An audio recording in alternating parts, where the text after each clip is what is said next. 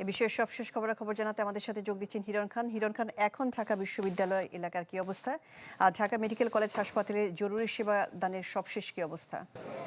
শাহনাজ, আপনি ইতিপূর্বে দর্শকদেরকে জানিয়ে দিয়েছেন যে আসলে কি কারণে আসলে এই উত্তেজনা, এবং ইতিপূর্বে বলেছেন যে 5:30টায় এই ঘটনা ঢাকা বিশ্ববিদ্যালয়ের শিক্ষার্থী এবং ঢাকা মেডিকেল শিক্ষার্থী এবং চিকিৎসকদের সাথে, এবং তারপর থেকে কিন্তু আসলে জরুরি বিভাগের যেই প্রতিদিনের যেই রুটিন মাফিক যে চিকিৎসা সেবা সেটি কিন্তু ব্যাহত হচ্ছে। আমি পুরোপুরি আসলে বলবো না যে বন্ধ হয়ে গেছে, কারণ আমি নিজের চোখেই দেখেছি এবং আমার ক্যামেরায় যেটি ধারণ করা হয়েছিল সেটি হচ্ছে টিকিট দেওয়া হচ্ছে এবং পাশের যে গেটটি রয়েছে সেই গেট থেকে জরুরি যারা সেবা নিতে আসছেন তারা কিন্তু প্রবেশ করতে পারছেন। তবে এই যে উত্তেজনাকর পরিস্থিতি, গেটের ভিতরে অপেক্ষা করছেন ঢাকা মেডিকেলের শিক্ষার্থীরা এবং বাইরে ঢাকা বিশ্ববিদ্যালয়ের শিক্ষার্থীরা, এই যে উত্তেজনাকর পরিস্থিতি সেটিতে কিন্তু আসলে যারা চিকিৎসা সেবা নিতে আসছেন তাদের সেবা দিতে আসলে তারা ব্যাহত হচ্ছেন এবং অনেকটাই বেগ পেতে হচ্ছে তাদের।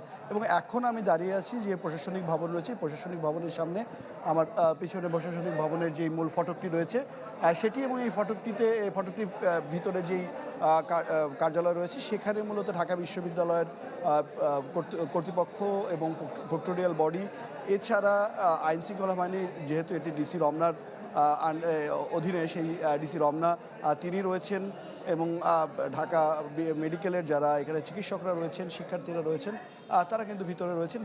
প্রায় 1.5 থেকে 2 ঘন্টার মতো আসলে তারা আলোচনায় করছেন একে অন্যের সাথে। এবং শুধুমাত্র এই নিয়ে শাহনাজ, এর আগেও এমন ঘটনা কিন্তু ঘটেছে।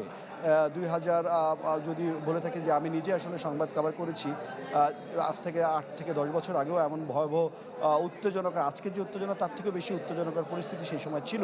তো এই বারবার আসলে এই ঘটনাগুলো কেন হচ্ছে সেই বিষয়টি কিন্তু আসলে তারা আলোচনায় নিয়ে আসছেন, এবং যাতে এটি দ্রুত সমাধান করা সম্ভব হয় এবং চিকিৎসা সেবা যাতে খুব দ্রুত মানুষ নিতে পারেন সেই বিষয়টি কিন্তু আসলে নিয়ে আলোচনা করছেন। প্রায় 5:30 থেকে এখন প্রায় 9টা বাজে, অর্থাৎ প্রায় 3.5 ঘন্টার মতো আসলে এখানে এই চিকিৎসা সেবা নিতে ব্যাহত হচ্ছে সাধারণ মানুষ, সেটি কিন্তু আসলে মাথায় রয়েছে সবার।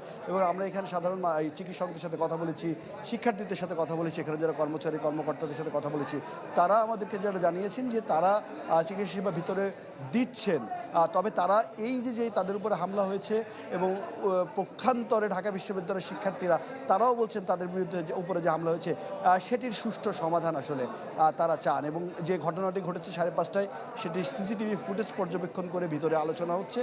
সেই আলোচনা শেষ হলে আসলে আমরা জানতে পারবো যে এই সমস্যার সমাধান কিভাবে করলেন এবং এই সমস্যার সমাধান আসলে হলো কিনা সেটিও কিন্তু আসলে জানা যাবে। এই ছিল এখান থেকে সর্বশেষ। শাহনাজ। জি হিরণ, আপনাকে ধন্যবাদ। ঢাকা মেডিকেলের চিকিৎসকদের সাথে ঢাকা বিশ্ববিদ্যালয়ের শিক্ষার্থীদের সংঘর্ষ হয়েছে, এনে সবশেষ খবরাখবর জানাচ্ছিলেন হিরণ খান।